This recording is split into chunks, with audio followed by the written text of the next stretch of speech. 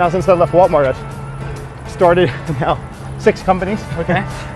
Since you left Walmart? Yes. So within 6 the past months. 6 months? I'm like a caged animal, you know? Like I was just waiting to like be an entrepreneur again. I had all these ideas in my head and they all just boom came out.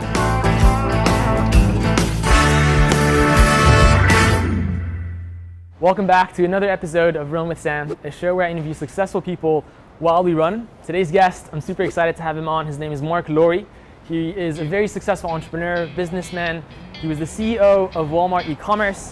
He's built and sold multiple companies worth billions of dollars, and he's now the owner of an NBA basketball team. We're here in Tribeca, and today we're going running with Mark Laurie. So Mark, thank you for coming on the show. Hey, great to be here. I feel like I introduced you, before we met, but I feel like I didn't do it justice. What has been your proudest accomplishments? And obviously, the kids are the most proud, but right. I have 2 daughters. That's amazing. Business-wise, it's hard to pick. It's like there's a consistent theme through all the companies, and I'm really proud of the culture. Mm-hmm. People undervalue culture. People say it's important, but don't put the time and effort into really making it something special. I think what's super inspiring with your story is that you really built these massive successful companies from scratch and just from an idea. And what would you credit that success to? Would you say it's the people and that culture? VCP, Vision Capital People. You gotta make sure you have a really clear vision of where you want to be 10, 20 years down the future. Right. So big thinking. Mm-hmm. Spend a lot of time. I might spend like 100 hours just on vision. Right. Crafting it, working with the team, get everybody on board. Mm-hmm. So everybody knows exactly what the long-term goal is. Make sure you raise enough capital so that you can go out and hire the very best team in the world early on. And wasn't the headquarters of Jet.com, the company that you sold to Walmart, just across the Hudson here? Yes, that's right. Yep. And diapers.com as well. Oh, really? Both of them. In Hoboken, right? One Hoboken, one Jersey City. Okay. What was it like building a big company with thousands of employees? There's a hard way and there's an easy way. The hard way is don't hire the right executive management team. Right, yeah. If you hire the right executive management team, it's easy because, as a CEO or founder, you're managing, 6 to 8 people. Yeah. Really good people that, are easy to manage. Mm-hmm. And then they each hire. Trickle down, right? Yeah. So now since I left Walmart, I've started now 6 companies. Okay. Since you left Walmart? Yes. So within 6 the past months. 6 months? I'm like a caged animal, Like I was just waiting to like be an entrepreneur again. I had all these ideas in my head, and they all just boom came out. That's incredible. I guess from that, how do you come up with new ideas? Is there like a process that you go through, or? I think talking to people. I think a lot of people, they'll look for and think when you do a startup, you need to find something that's not been done before and really inventive and unique. Usually those are niche businesses, a lot of times. Yeah. Because you're like fill in a void.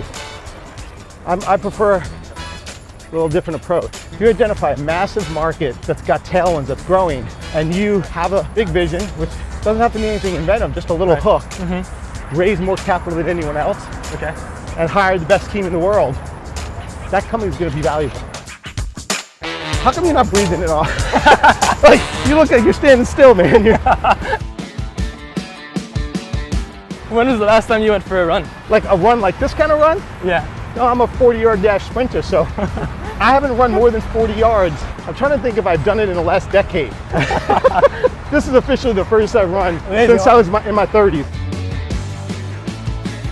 It seems like you live a very healthy lifestyle. How are you able to balance, a healthy lifestyle despite your busy schedule? I think you have to make it a priority first. It's important. People would always say, I don't have time to work out. I mean, you work out and then you don't have time for work. Whatever it is, you have to make it a priority. Right. The other thing that I've done is, it used to be more all or none. I feel like if I'm gonna work out, I have to work out 6 days a week, right. Now I've got a much more balanced approach where I work out every other day, strength training, plyometrics, stuff like that. Gets the heart rate kind of racing, but more strength, and I do it every other day. Okay. Like hit it hard, and then the rest of the day, hit it hard, and that's like sustainable for a lifetime.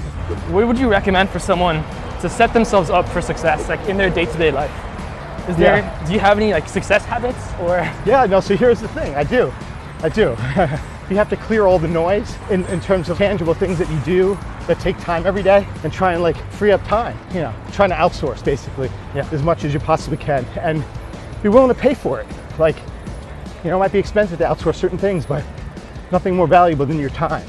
Do more thinking and less reading. More thinking, less reading? Yeah. Okay. Yeah, so there's a lot of people, they just consume, read, and they know everything, but they haven't spent enough time thinking about what they read. Right.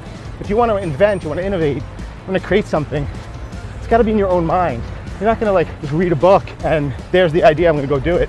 And you started your career not too far from here, actually. Yeah, right near World Financial Center. That was in your 20s? Yeah, right out of school. You know, if you could go back in time and tell yourself in your 20s one thing, what would you tell yourself? Be patient.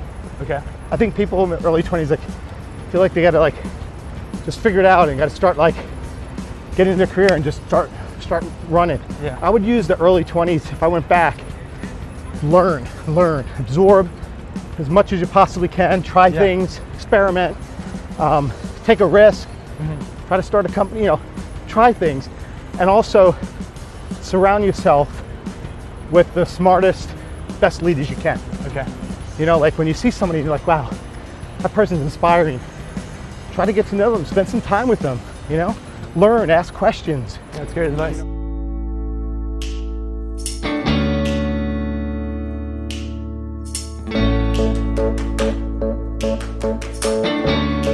What would you say to someone who's building a business today who doesn't necessarily have the funds or the capital to raise the best people? No, that's why we started this fund. So the idea would be, yeah, if you're a great entrepreneur and you got a big idea, come to VCP. We'll give you 10 million. Nice. You know, like that's the kind of, you're right. It doesn't exist. As an entrepreneur, I felt like there was a hole in the market. Yeah. You know, it was frustrating. Right. You got to like raise $500,000 or $1 million. You can't hire great people. Right. You got to prove something, but you're proving something without the best people. Right. It's set up to have a low risk. That's why most startups fail. Started 6 companies.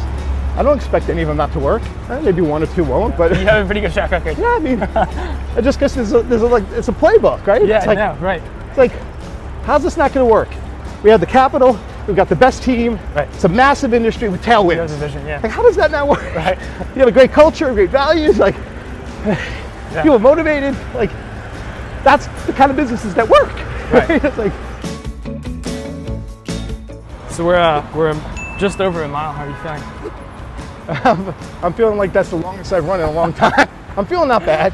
No, you inspired me. Maybe I'll actually get out and put some distance.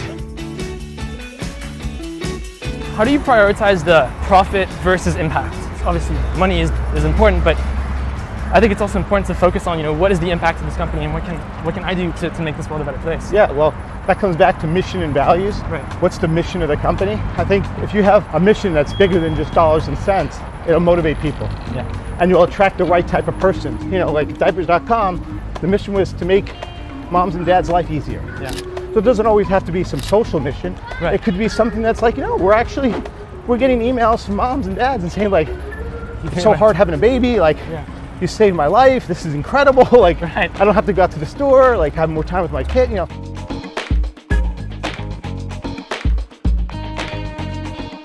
You want to go around the block once? Sure.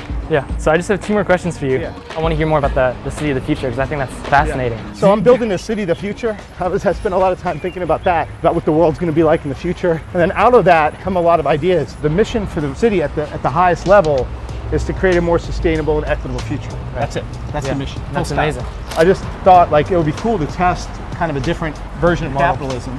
Yeah. Still capitalism, not socialism or anything like that. We're calling it equitism, which is basically this idea that we're going to take worthless land in like the desert.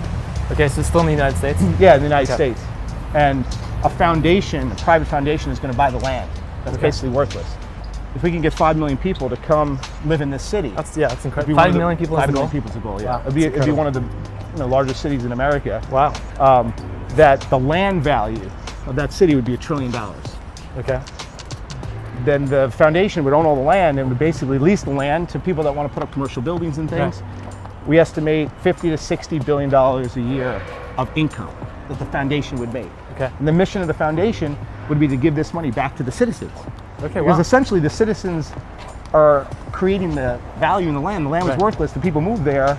There should be some value accruing to the citizens. Right. So they feel like, oh, this is my city. Like, if this city does better, I do better. And this 50 to 60 billion is spent on free, amazing private school education for everyone in the city. You know, great medical care, That's free incredible. public transportation, affordable housing. Like, so this, like, you get all the benefits of a socialist economy. There's no loser. It's not the government that owns the land. It's a private foundation. This is capitalism at its best. When can we expect the city to be built? And like, I mean, ideally, you know, would start with like 50,000 people, right, in sort of the center of the city. I think by 2030 would be amazing. Okay. To have that part done. I think, and then probably another 10 years to get to 1 million, and another 10 years to get to 5 million. It's really interesting because by the year 2030, there's going to be 10 billion people on the planet. Yeah. And I mean, it's hard to imagine how 10 billion people can sustain on this planet with the ways that we're currently living now.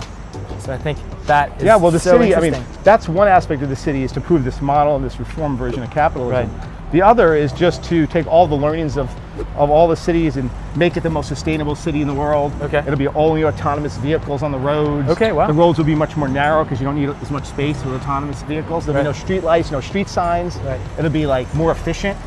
All the garbage and the goods and services will move underground. So the town will be very clean, very walkable, lots of parks and things. Like, it'll look like a city you want to live in. And work in. Yeah. So it's a pretty cool project. Like I said, it's going to be decades, but this is my real passion.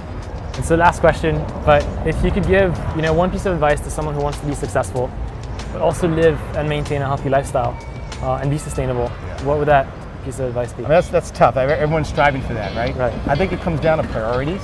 Right. And something's got to give. So in order to be a successful entrepreneur, you do have to put in a substantial amount of time. You know, I'd say, you know, minimum kind of 60 hours a week.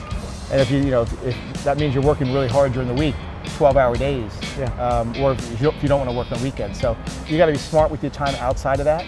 Right. So you do have, during the week, 12 other hours in the day. If you sleep 8, you still have 4. Make good use of those 4 hours. You can have the whole weekend free. In fact, that's the key. You can work hard and it be okay if you're consistent. I think the unpredictability really gets to people. So if you say you consistent know, in what consistent sense? Would say I wake up at 7 a.m. Got it. and I'm working straight through to 7. Like, don't bother me.